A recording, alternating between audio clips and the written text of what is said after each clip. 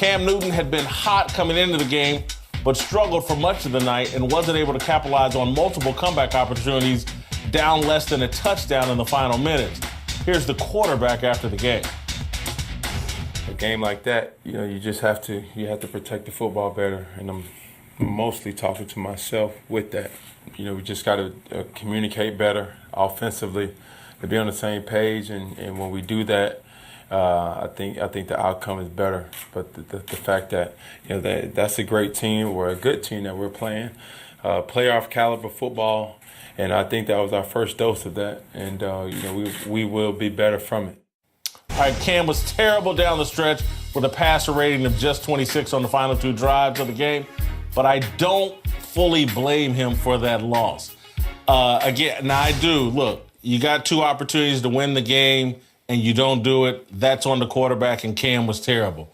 But before that, his offensive line was as bad as anything I've seen Thank you. Yes. in the National Football League. Thank you. Didn't they used to be able to run the football? Like 2 years ago when they dominated the NFC, they used to be able to run the football. And that's because Cam was a major part of that run game. And you texted me last night, like, if Cam's not doing it, it's not happening. No, if there's no threat of Cam running, there's nothing there. Every time he handed the ball to a running back, there was a defensive lineman in the backfield meeting that running back. I was just blown away at how bad their offensive line was. I didn't think the supporting cast, Jonathan Stewart with that interception he gave away was horrible.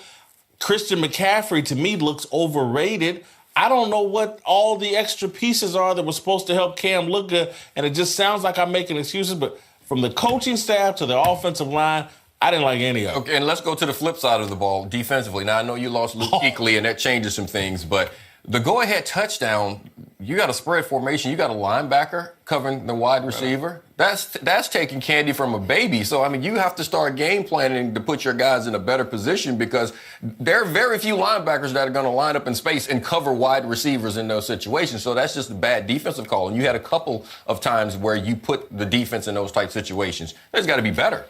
Well, when you rush the ball 13 times as a running back crew and gain 1 yard, that ain't much. I mean, the leading rusher on that football team was Cam Newton, and that can't happen. I mean, and you're right, when they were putting so much pressure in his face, and for a quarterback, I'm not a quarterback, but when you stand and watch a quarterback, he can't throw because the guy's in his face.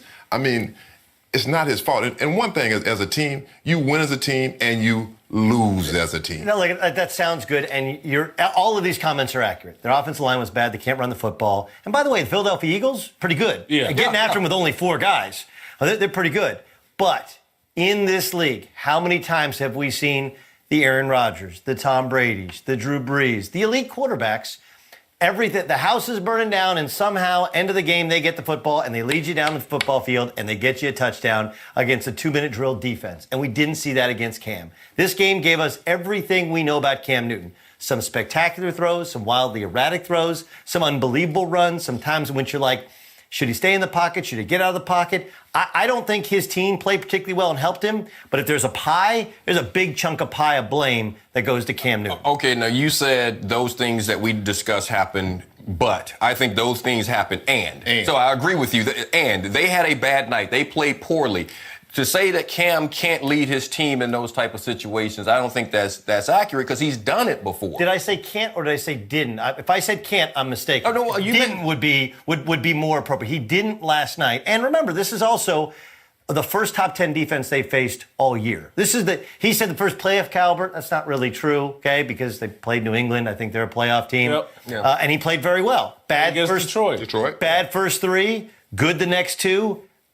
Erratic at best, probably bad last night. My point only is that, look, I'm not casting all blame. It's all on him. But there's a good amount on him when he had 2 opportunities late at home and didn't take advantage.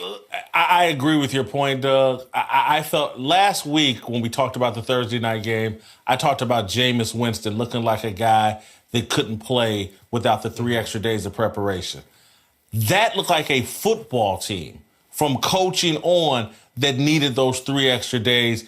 Philadelphia looked far better coached on both sides of the football. Yeah, they didn't look prepared last night. Carolina's defense it was getting pass rush pressure. I don't know what was going on in the back end, because Carson Wentz and those receivers were getting anything they wanted.